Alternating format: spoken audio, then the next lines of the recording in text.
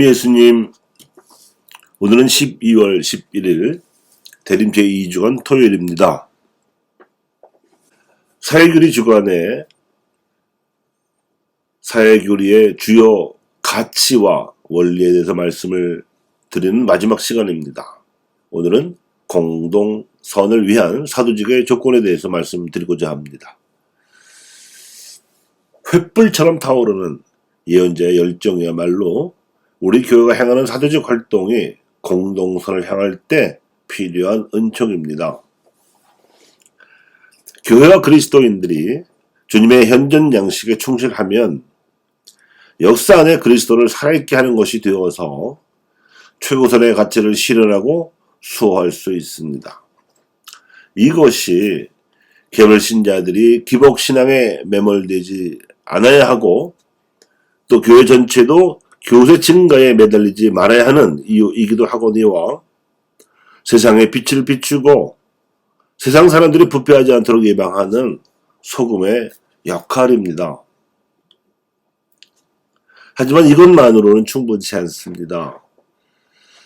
5가지 양식으로 계시된 주님의 현존은 우리로 하여금 세상에 나아가서 복음적인 변화를 이룩하라고 재촉합니다. 그래서 우리가 복음화로까지 한 걸음 더 나아가자면 사도적 활동이 필요합니다. 주님의 현존 양식에 충실하면서 공동선을 수호하는 사도적 활동에 이르러서야 인간화와 민주화를 거쳐 복음화의 과업이 이룩될 수 있습니다. 5가지 주님의 현존 양식이 주로 종교적이고 교회적인 구조인데 여기에 사도적 활동이 더해져야 활력이 솟아날 수 있습니다. 사도적 활동은 거창할 필요 없이 작아도 됩니다. 하나님께서 당신의 도구로 쓰시기만 하면 장마한 겨자씨가 커다란 겨자나무로 자라나듯이 세상을 거룩하게 변화시켜서 인간화와 민주화를 거쳐 복음화로 나아갈 수 있게 해주실 것이기 때문입니다. 그러나 사도적 활동이 결코 포기하거나 양보해서는 안 될 것은 양이 아니라 질이며 사도적 활동의 질적 수준을 담보해주는 가치가 바로 공동선의 가치들입니다. 그 초점은 어디까지나 인간 존엄성을 실현하는 데 있습니다. 인간은 하나님께로부터 지음 받을 때부터 그분을 닮도록 창조되었습니다. 그런데 마귀의 꼬임에 빠져 온갖 우상을 하느님인 줄 알고 숭배하거나 스스로 하느님이 되려고까지 하던 차에 하느님께서 당신의 아드님을 사람이 되게 하시어 참으로 하느님을 닮은 인간의 길을 보여주셨습니다. 그러므로 인간의 존엄성을 훼손하는 인권유린 현상에 대해 단호하게 맞서야 할 뿐 아니라 더 나아가서는 예수님의 삶을 우리네 역사 안에서 현존시키는 주님의 현존 양식에 충실해야 합니다. 즉 말씀과 성찬과 사랑의 섬김 그리고 신앙 감각을 존중하면서 공동으로 합의하는 교회야말로 인간 존엄성을 이룩하게 합니다.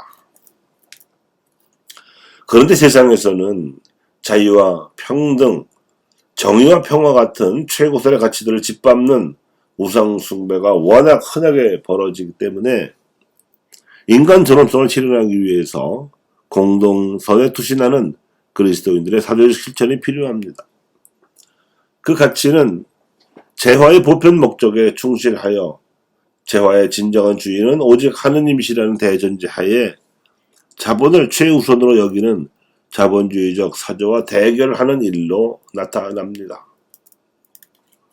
또한 그 연장선상에서 우상숭배적 경제질서의 희생자인 가난한 이들을 우선적으로 선택하여 인간을 위한 경제와 복음적인 경제질서의 표본을 만드는 일이 그 다음으로 필요합니다. 그리고 이러한 사도적 활동은 보조성과 연대성이라는 방법 원리를 필요로 합니다. 보조성이란 국가정부가 정책적으로 수호하고 증진시켜야 하는 공동선에 대하여 비록 보조적일지라도 당사자들 역시 공동선에 기여할 수 있도록 도와주되 간섭하지 않는 것을 말합니다.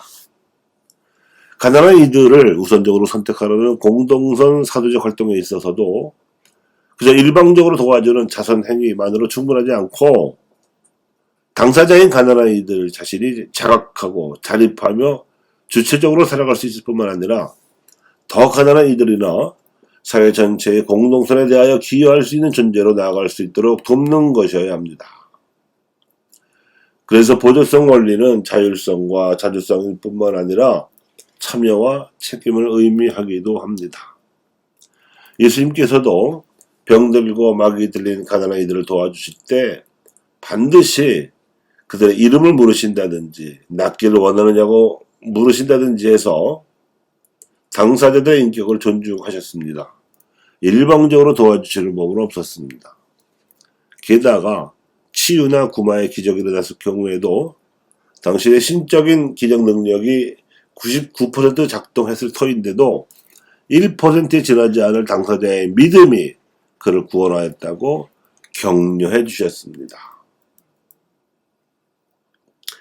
이런 보조성 원리에 긴밀하게 연결되어 있는 원리가 연대성입니다.